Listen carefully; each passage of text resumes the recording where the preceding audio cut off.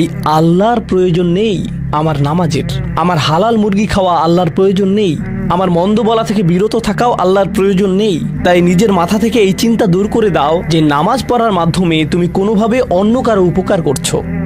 আল্লাহ এমনকি বলছেন, ইয়ামুন্নুনা আলাইকা আন আসলামু, তারা মনে করে তারা ইসলাম গ্রহণ করে তোমাকে ধন্য করেছে। লা তামুন্নু আলাইয়া ইসলামাকুম, আমাকে বলতে এসো না যে তোমার ইসলামের মাধ্যমে তুমি কোনোভাবে আমার উপকার করেছো। বালিল্লাহু ইয়ামুন্নু আলাইকুম, বরং আল্লাহই তোমাদের প্রতি অনুগ্রহ করেছেন।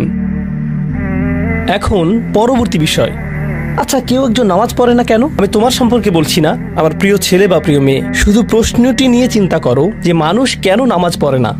এর অনেকগুলো উত্তর থাকতে পারে, আর এই প্রশ্নের উত্তর আল্লাহর কাছেও আছে। উত্তরটা খুবই ভয়ঙ্কর।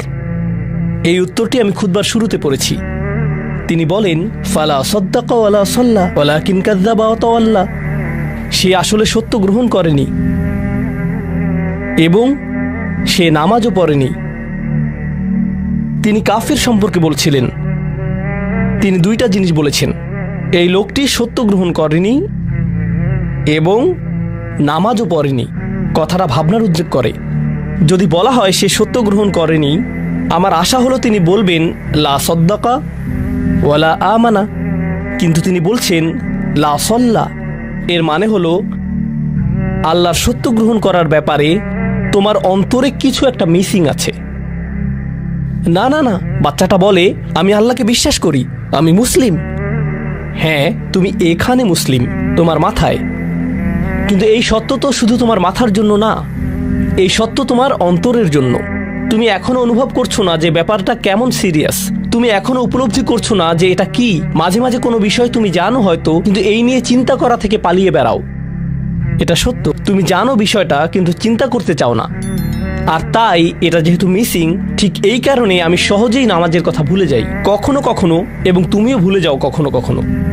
এমনটা ঘটে কারণ আমাদের অন্তর কিছুটা বিভ্রান্ত হয়ে পড়ে।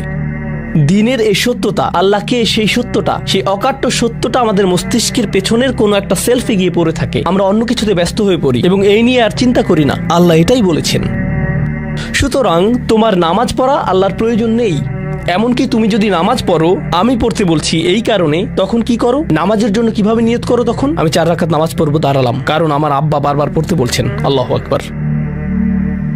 নবী সাল্লাল্লাহু আলাইহি সাল্লাম আমাদের বলেছেন, নিয়ত সঠিক না হলে কাজের কোনো মূল্য থাকে না। ইন্নামাল আমালু বিন্নিয়াহ, ইন্নামাল আমালু বিন্নিয়াত। এমনকি যদি তুমি কাজটা করেও থাকো কিন্তু তোমার নিয়ত ছিল আমি শুধু তোমাকে বিরক্ত করি, এটাই তোমার নিয়ত, তখন এই নামাজ আমার যেমন কোনো উপকার করবে না, ঠিক তেমনি তোমারও কোনো উপকার